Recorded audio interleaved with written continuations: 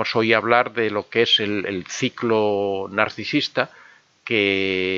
bueno, más o menos todos conocéis cómo es la dinámica del narcisista. Yo en su momento lo dividí, aunque normalmente se divide en 4 fases, yo lo dividí en 5 fases. Este proceso, siempre uno se imagina que cuando hablamos del ciclo narcisista, uno se imagina que esto solo se aplica a las relaciones de pareja, pero no es así. O sea, este ciclo de narcisista se reproduce en todas las circunstancias, porque también en el mundo laboral, también en el mundo social, el narcisista sigue este mismo proceso, sigue esta misma dinámica para conquistar a las personas, aunque la conquista no tenga un carácter sexual o un carácter amoroso, pero también tiene un carácter de conquista en cuanto que se gana a la otra persona mediante los mismos medios. O sea, el bombardeo amoroso también se produce con un compañero de trabajo, cuando uno lo invita a café, cuando uno le ayuda a hacer sus tareas, cuando uno trata de resultar simpático, cuando tratas de encontrar coincidencias, cuando al narcisista, por ejemplo, que nunca le gustó el fútbol, de repente empieza a gustarle porque le gusta a un compañero, lo invita a ir a partidos. El caso es que se crea esa misma dependencia tanto o sea, la finalidad es crear esa dependencia tanto cuando se trata de una relación de pareja como cuando se trata de una relación de trabajo o una relación de amistad. En cualquier caso, el narcisista siempre sigue más o menos la misma dinámica, salvando esas diferencias que ocurren cuando, por ejemplo, se trata de un tema de trabajo, se trata de personas del mismo sexo, en donde en general no interviene el sexo, no interviene la atracción física, pero igual la persona trata de conquistar, trata de enamorar a la otra persona, hablando de una forma figurada, trata de ganarse a la otra persona haciendo más o menos las mismas tácticas y los mismos pasos. Lo que ocurre es que muchas veces nos imaginamos que existen unos tiempos para todo este proceso. Entonces hay personas que piensan que el bombardeo amoroso dura, no sé, una semana, hay gente que se imagina que dura 15 días, hay gente que... Y en realidad una de las características que tiene este ciclo narcisista es que nunca existe un parecido en los tiempos de conquista o en los tiempos de cada fase de un caso al otro. Ni siquiera existen en el mismo narcisista cuando trata de conquistar a una persona o trata de conquistar a otra, porque eso depende, entre otros asuntos, depende de la víctima también, de cómo la víctima sea de receptible hacia esas tácticas que sigue el narcisista. Si la víctima, por ejemplo, es muy empática, tendrá mucha facilidad en conectar con el narcisista, entonces por lo menos esa fase de enamoramiento, esa fase del bombardeo amoroso va a transcurrir con mucha velocidad, mientras que si al mismo narcisista se encuentra con una persona que no es tan empática, se encuentra con una persona que es más analítica, que es más fría, que le cuesta más emocionarse, ese proceso inicial de bombardeo amoroso va a ser mucho más lento, porque al narcisista le costará ir avanzando en cada paso, ya que la víctima no se lo pone fácil, ¿no? Normalmente los narcisistas siempre tratan de buscar lo más fácil, tratan de buscar a esas víctimas que pueden conquistar sin problemas, pero no siempre es así. Y por eso ocurren estas diferencias. Eso ocurre en todas las fases, ocurre también en la fase que yo he llamado la fase de control, ocurre en la fase que hemos denominado fase de humillación o fase de sometimiento, y también ocurre con el descarte y, por supuesto, ocurre con el regreso del narcisista. Constantemente muchas personas me preguntan ¿cuánto tardará en volver el narcisista? Me ha dejado ayer, me ha dejado la semana pasada, me ha descartado. ¿Cuánto tiempo va a tardar en volver? Eso es algo que nunca se sabe, porque depende de muchísimos factores, depende de que el narcisista encuentre otra víctima, depende de cómo sea esa relación que establece con la otra víctima. El narcisista va a volver en el momento en que se quede sin víctimas, que a lo mejor esa víctima con la que se ha ido, o la tercera o la cuarta, o no sabemos en qué número, en un momento determinado él se queda, por así decirlo, en vacío, se queda sin ninguna víctima, no ha podido triangular, no ha podido crear, cuando estaba con la última víctima con la que ha estado, no ha podido ir anticipando esa situación, o posiblemente que le hayan aplicado el contacto cero y de repente se ha quedado solo y no había preparado él esa salida. Entonces recuerda que aún tiene a una persona con la que estuvo, que él considera que es de su propiedad, y entonces decide regresar. El tiempo en el que ocurre eso es imposible de calcular, depende de muchísimas circunstancias y no se puede saber. Otra de las preguntas que nos hacen muchas personas es cuánto tiempo dura todo este ciclo narcisista. Y es otra de las cosas que tampoco se puede saber. Si no podemos saber cuánto puede durar cada uno de los pasos de este ciclo narcisista, mucho menos podemos saber cuánto dura la totalidad. Lo estamos viendo constantemente, que hay casos en los que dura 3 meses, en los que se produce un fenómeno rapidísimo en que el narcisista llega, conquista, humilla y al final descarta porque se da cuenta de que esa persona no le está suministrando el suficiente combustible que él necesita. Puede ser un narcisista ya muy crecido, muy desarrollado, que busca a víctimas que le ofrezcan mucha resistencia y sin embargo se encuentra con una persona que no le da todo eso que él espera y el descarte se produce pues a los 3 meses. Y sin embargo hay otros casos en que vemos personas que llevan 50 años con el narcisista y ahí siguen en la misma situación y ese descarte nunca llega a producirse, porque esa persona le está ofreciendo ese suministro constante, aparte de que influyen otros factores, como es la comodidad del narcisista, como es la posibilidad del narcisista de tener otras relaciones paralelas. Por ejemplo, cuando la pareja ofrece una cierta resistencia al narcisista, le ofrece ese combustible narcisista, pero al mismo tiempo no le pone ninguna barrera en que el narcisista tenga otras relaciones porque se las consiente, es posible que el narcisista esté cómodo en esa situación, que al mismo tiempo tenga esa víctima de la que puede estar obteniendo constantemente combustible narcisista y al mismo tiempo puede tener otras relaciones por fuera, de forma que no le convenga para nada que se produzca el descarte, con lo cual esa fase del descarte nunca llega a producirse. Y hay personas que llevan 40 años, 45 años, 50 años y al final son ellos, es la víctima la que hace el contacto cero y que se aleja del narcisista y el narcisista ha sido incapaz de dar ese paso de producir el descarte simplemente porque él se siente cómodo, él tiene a esa víctima ahí y tiene además todo un mundo de relaciones por fuera que nadie se las prohíbe, ¿no? Pero bueno, vamos a pasar a las diferentes fases. Como sabéis, la primera fase es la de la seducción o conquista del narcisista, que se llama normalmente del bombardeo amoroso, y se llama del bombardeo amoroso porque en esta fase el narcisista hace un despliegue enorme de capacidad de conquista, de estrategias diferentes para enamorar y confundir a la víctima, porque una de las cosas que pretende el narcisista, sabemos que el narcisista es una persona vacía, una persona con baja autoestima, que detrás de esa apariencia que tiene en realidad no existe nada, que no hay un fondo detrás que tú puedas abrir a esa persona, que esa persona se abra a ti y que tú descubras una complejidad enorme de aficiones, de intereses. No, el narcisista es una persona vacía que no tiene nada que ofrecer. Entonces, para confundir a la víctima, para que la víctima no indague en ese interior del narcisista y no descubra lo que hay detrás de humillaciones y de baja autoestima y de malos tratos, pues lo que hace es hacer un despliegue impresionante como si fuera ¿cómo se llama?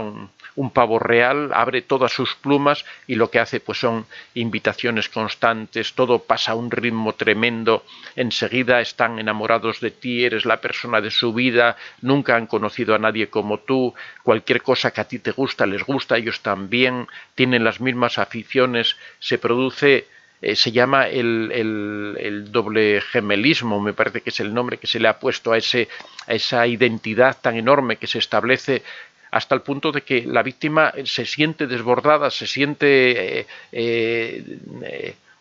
conquistada de una forma tan tremenda que piensa que ha encontrado a la persona de su vida, piensa que ha conocido a la persona más maravillosa que podía conocer, porque es que cualquier cosa que se le pase por la cabeza a la otra persona ya la había pensado antes y está de acuerdo y la cubre de regalos y la cubre, bueno, digo la cubre, o lo cubre también, ¿no? O no sé, cuando llega el momento, por ejemplo, de mantener relaciones sexuales, es una persona que trata de conectar sexualmente, que trata de ofrecerle todo, que se entrega, y todo eso no es más que una maniobra para conquistar a la persona sin que la persona se dé cuenta de que realmente está hablando con una especie de muñeco, no de avatar, porque realmente el narcisista es un avatar, es una imagen artificial creada que ha creado él mismo para tratar de conquistar a las personas, ¿no? Este enamoramiento puede durar no sé, 4 días, o puede durar 4 meses, o puede durar 4 años, lo que el narcisista considere que le lleva conseguir porque al final este enamoramiento, la finalidad es conseguir la dependencia emocional de esa persona, es que esa persona se entregue. Cuando una persona descubre que ha encontrado a ese príncipe azul que andaba buscando, una persona deja caer sus barreras, deja caer sus resistencias y se entrega completamente. Llega un momento en que la persona genera esa disonancia cognitiva de la que hablamos tantas veces, se crea una imagen del narcisista hermosa, una imagen de un caballero, de una persona entregada, de una persona bondadosa, de una persona... Esa imagen que se le queda grabada a fuego en la mente, va a perdurar mucho tiempo y va a ser la responsable de que después la víctima le tolere todo al narcisista, va a ser la responsable de que el narcisista, o sea, la víctima del narcisista se culpabilice de todo lo que ocurre, de que quite toda la responsabilidad por todo lo que hace el narcisista, de que justifique todos sus actos, de que permita todo lo que el narcisista haga, ¿no? Esa disonancia cognitiva da lugar a esa dependencia emocional, esa dependencia psicológica que se produce en la víctima y que es la que la va a tener enganchada durante mucho tiempo, o por lo menos durante el tiempo que tarde en llegar el descarte, la va a tener enganchada. Bueno, y después del descarte, una vez que se produce el descarte, incluso una vez que se produce el contacto cero, esta dependencia emocional, esta dependencia psicológica sigue persistiendo, sigue ahí anclada y sigue causando problemas a la víctima. Esta fase, como decimos, la duración de esta fase de enamoramiento, no hay un tiempo determinado, ¿no? Una vez que el narcisista ya ha pasado esta fase, una vez que considera que esa víctima ya tiene una dependencia emocional, y esto lo sabe de una forma muy sencilla, él empieza a hacer pruebas, empieza a dar malas respuestas, empieza a cambiar un poco, empieza a saber cómo asoma la patita, ¿no? Empieza a saber cómo va cambiando y va quitándose ese pelaje de oveja que tenía por encima y va saliendo el lobo poco a poco, va haciendo pequeñas pruebas, comprobando si las personas aguantan las faltas de respeto. Si de repente un día te da una respuesta totalmente fuera de lugar, si otro día te hace una pequeña humillación delante de otra persona, y va viendo cómo tú respondes, y en la medida en que él se da cuenta de que esa dependencia ya funciona, de que la víctima empieza a justificar todo eso, que la víctima rebaja esos límites de los que hemos hablado tantas veces, esas líneas rojas que uno tiene que establecer, en la medida que uno los va bajando, ahí cada vez va incrementando más ese desprecio, esa humillación, esa falta de respeto. Todo eso se va incrementando, mientras aguante la víctima, cada vez va más, cada vez va más, cada vez va más. Ese proceso puede durar un mes, puede durar 15 días, puede durar un año, puede durar 60 años. Se va produciendo un proceso de desgaste de la víctima, de humillación, hasta el punto de que la víctima queda completamente destruida, Bueno, en todo eso, una vez que pasa esta primera fase, yo he establecido una segunda fase. Normalmente se pasa ya directamente a la fase de destrucción, de humillación de la persona. Yo he metido una fase en el medio que yo la he llamado de aislamiento, que es un proceso que hace el narcisista, que ocurre simultáneamente con este proceso de humillación, de destrucción de la autoestima de la víctima, pero que es muy concreta, que lo que trata el narcisista es no solo de conseguir esa dependencia emocional, sino de aislar a la víctima, para que si en algún momento se da cuenta de lo que está ocurriendo, no pueda reaccionar, no tenga armas, no tenga la capacidad, aunque se dé cuenta de que está siendo maltratada, de que está sufriendo, de que el responsable de todo eso es el narcisista, pero a pesar de todo eso, que no pueda escapar. Entonces, ¿qué es lo que hace? Aislar a la víctima. ¿Cómo aísla a la víctima? Pues empieza todo un trabajo para que, por ejemplo, renuncie a su mundo laboral, para que renuncie a sus amigos, para que renuncie a su familia, para que renuncie a su vida anterior, a sus aficiones, de forma que cada vez la víctima se va quedando más aislada, no tiene a quién recurrir. Al mismo tiempo, el narcisista empieza a trabajarse, empieza a tratar de manipular a todo su entorno, apareciendo ante las otras personas, apareciendo, por ejemplo, ante la familia de su víctima, como una persona maravillosa, como una persona encantadora. Él sigue con ese especie de bombardeo amoroso, pero no ya con la víctima, ahora es con las personas del entorno. ¿Para qué? Para tener una imagen muy buena, para que todo el mundo piense que el narcisista es una persona perfecta, que todo el mundo piense lo mismo que al principio pensaba la víctima, que es un príncipe azul, que es una persona maravillosa, que solo trae bondades y ventajas para esa pobre víctima que lo va a tener que sufrir sin que nadie se entere. El objetivo de todo esto es que nadie crea a la víctima. Llegan momentos tan trágicos que cuando la víctima se encuentra en una situación tan difícil, tan complicada, va a pedir ayuda a su propia familia, a su madre, a su padre, y estos le dicen: pero qué tonterías estás diciendo, si Juan es una persona maravillosa, si Pedro es una persona estupenda, si mira los regalos que nos hace, pero si viene aquí, si es cariñosísimo, si es casi como un hijo nuestro. Ni la propia familia siquiera cree a la víctima cuando la víctima cuenta todas las cosas que está pasando. Le dicen: bueno, tú eres una mentirosa, tú lo que pasa es que tienes problemas con él y quieres vengarte. Llegan a no creer a su propia hija y creer a un extraño, que es el narcisista que los ha conquistado. Esa es la fase que yo llamo de aislamiento, en la que el narcisista va dejando sola a la víctima para que la víctima, si en algún momento reacciona, si en algún momento quiere salir, si en algún momento quiere aplicar el contacto cero, que no pueda, que no tenga recursos económicos, que no tenga recursos sociales, que no tenga un amigo con quien hablar, que no tenga una familia donde acudir, que no tenga una casa, un domicilio, un lugar al que irse si escapa de las garras del narcisista. Todo esto se produce en esa fase que yo he introducido dentro de esta dinámica y que la llamo la fase de aislamiento.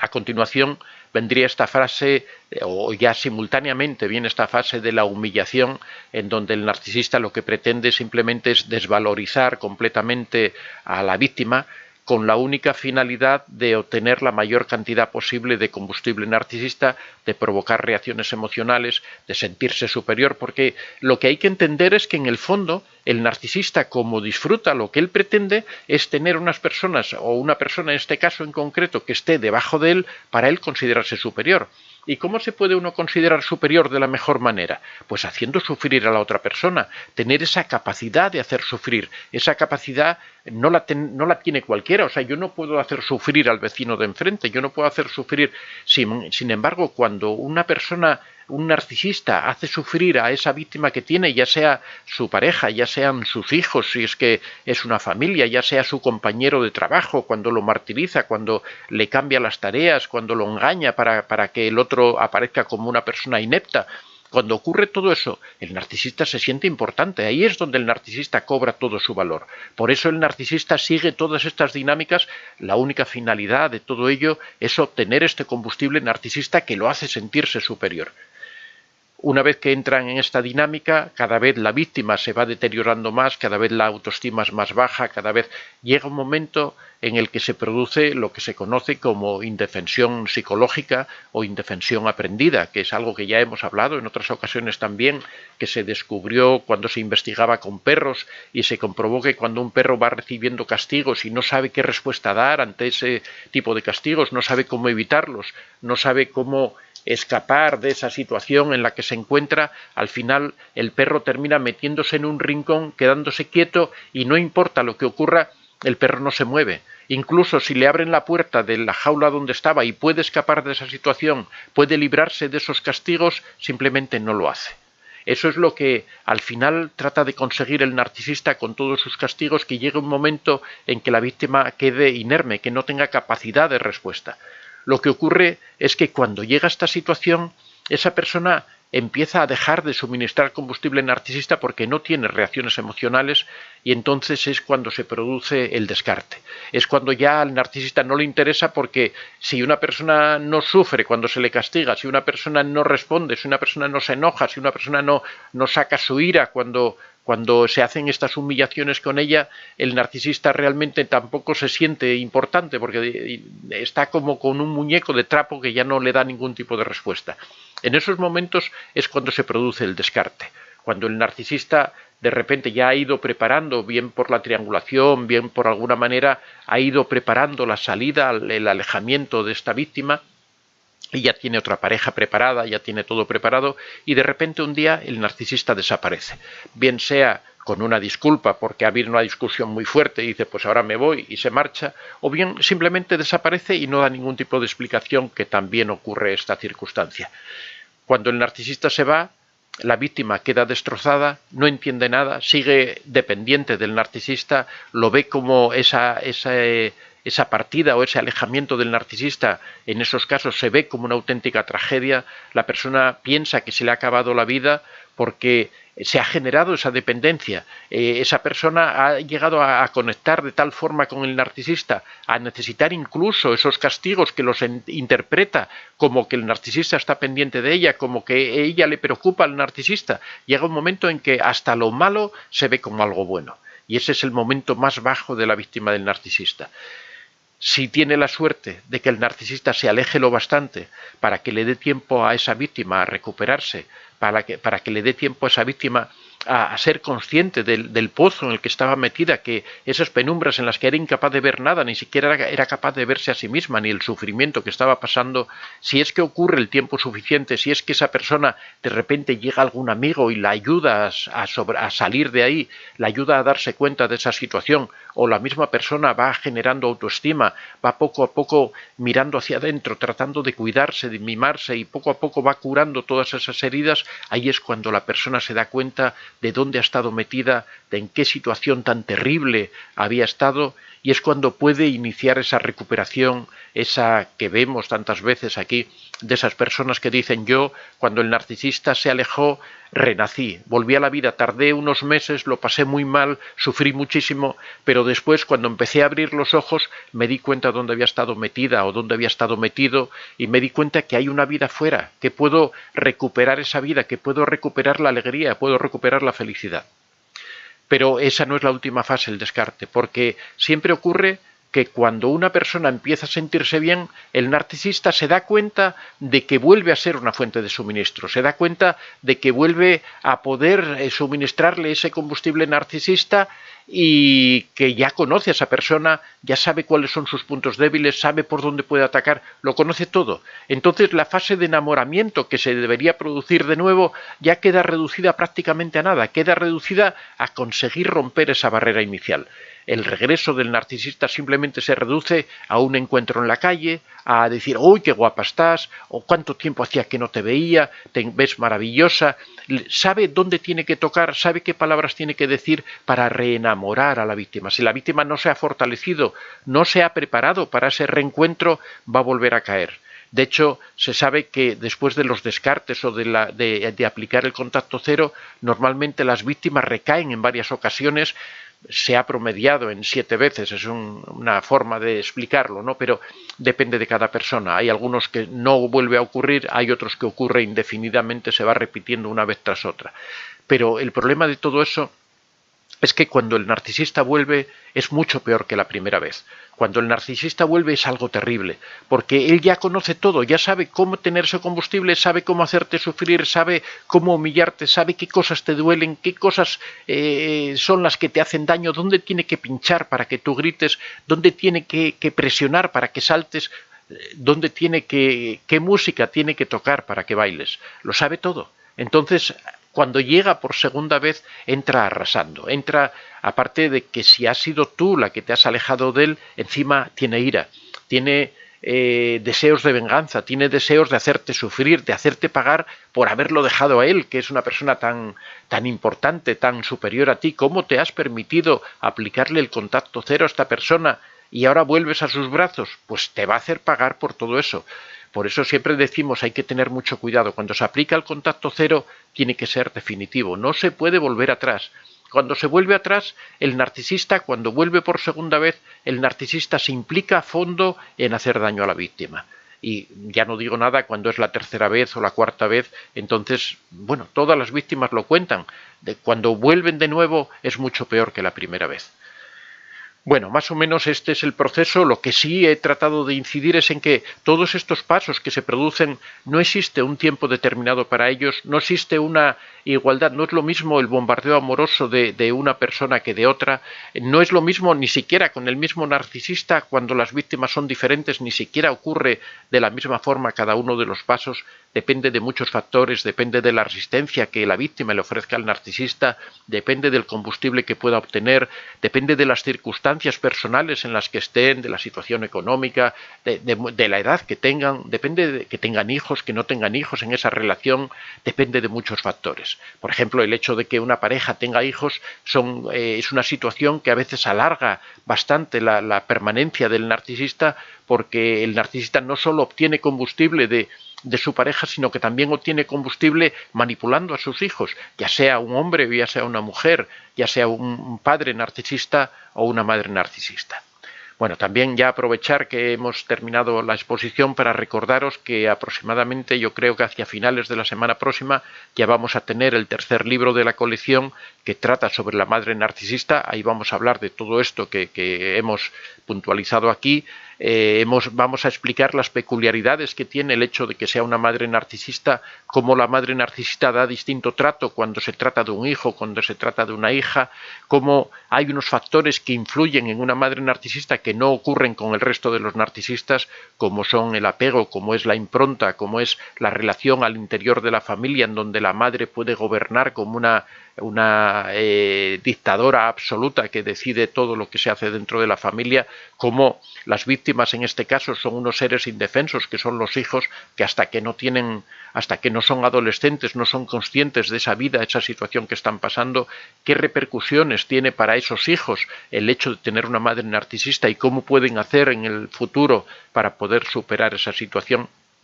Bueno, todos estos temas los abordamos en este libro, que yo creo que va a ser muy, muy interesante. En este momento ya está en la imprenta con todo el trabajo de maquetación, de correcciones y todo eso, y espero que hacia finales de la semana próxima ya lo tengamos disponible.